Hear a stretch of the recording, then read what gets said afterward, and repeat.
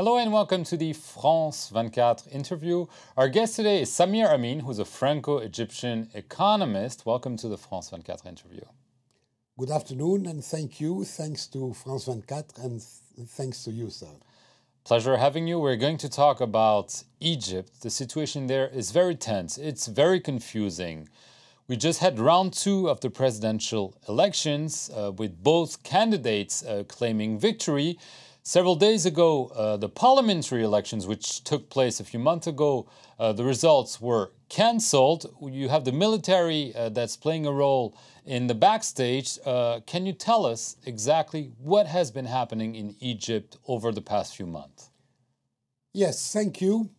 Indeed, the situation is more than confused, terribly confused, but it is not confused only since a few days. It has been continuously confused since the 25th of January.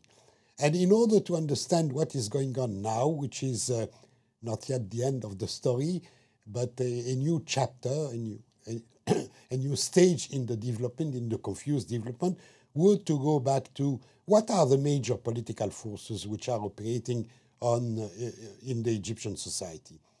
I think we can summarize them into 3 major political forces. One, let's call it the movement.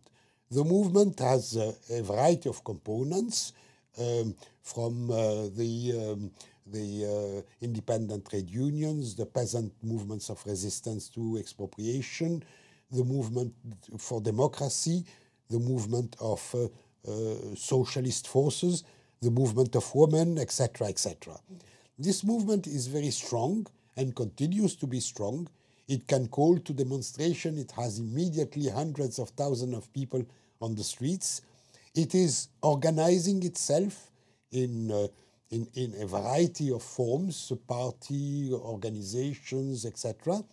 And it is getting more and more politically mature of how those various targets could be associated. But for now, it is being dominated on the political stage by the 2 other big components, the military and the Muslim Brotherhood. Yes.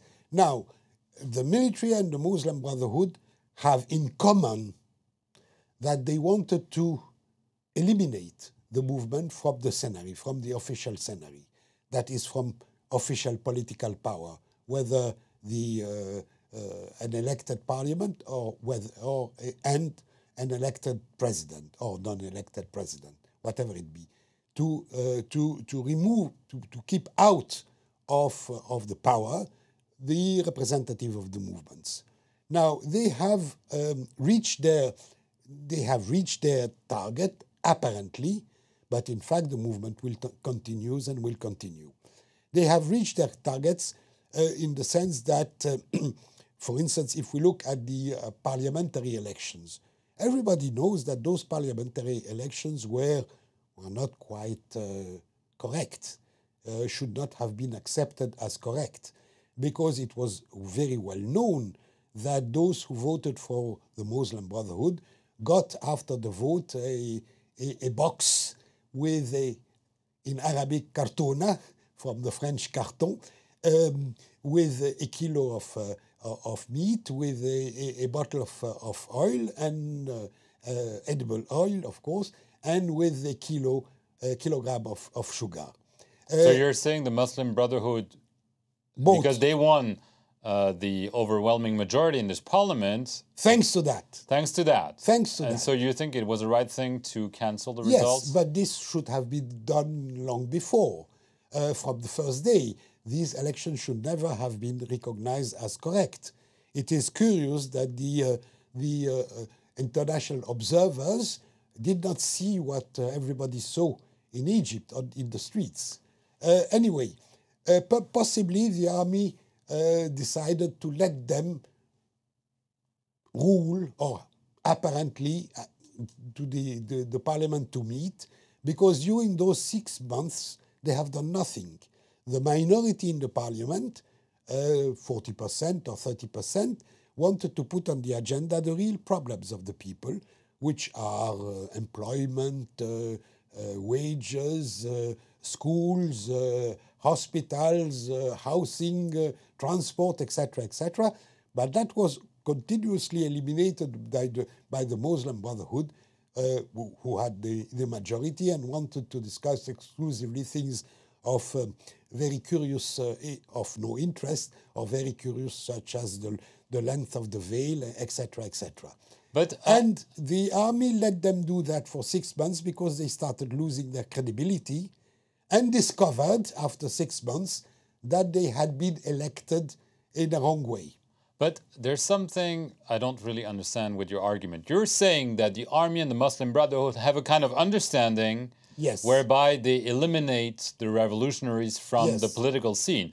But there are very clear tensions between the Muslim Brotherhoods and the army. Just because of this election, right now the Muslim Brotherhoods are saying the military are staging a coup. They are trying to seize power from us. No.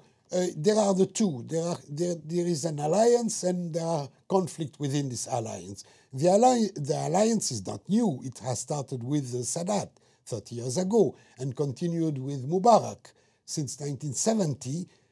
In fact, the Muslim Brotherhood are not, as they may give themselves this picture, they are not a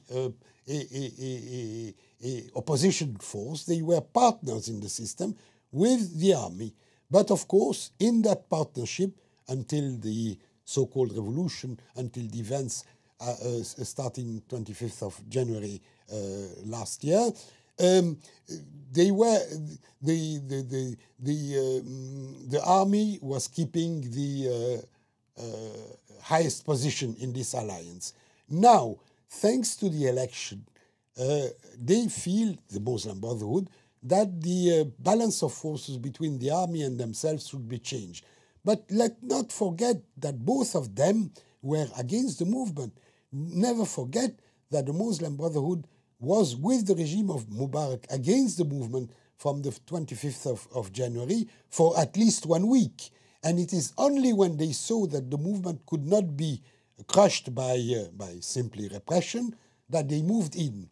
But now, indeed, there is this contradiction between the Muslim Brotherhood, or let's say the leadership of the Muslim Brotherhood on the one hand, and probably the leadership or part of the leadership of the army on the other hand. Right, because the candidate for the Muslim Brotherhood at the presidential election, Mohamed Morsi, who claims he won, his entourage has been saying the military is trying to steal our victory. The military has said again on Monday that it would indeed hand over power to the elected president at the end of June. How is this going to play out? I don't know, because nobody knows, and I don't know how many votes really each of the two candidates got. And probably we'll never know the real figure. It might be Morsi, it is not impossible, but it might be Shafiq also. Why? Ahmed Shafiq, who was Why? a figure of the former regime. Yes, because you know, during the first round of the presidential election, there were 3 candidates, Morsi, Shafiq, and Sabahi, who got roughly, apparently, the same number of voices, roughly around 4 or 5 million each. Now, they represented different not only political vision, but different social realities. Sabahi represented the movement in the sense that clearly he was associated with both components of the movement, with these 3 demands of democratization of the society, of social progress and other economic and social policy, and with national political independence in the international arena. Now, this is why he was completely, and he did not benefit during the campaign from any of the advantages that the 2 others benefited of. Millions, billions of dollars, access to the TV, etc., etc. We should know that Ahmed Shafiq got also a good number of voices.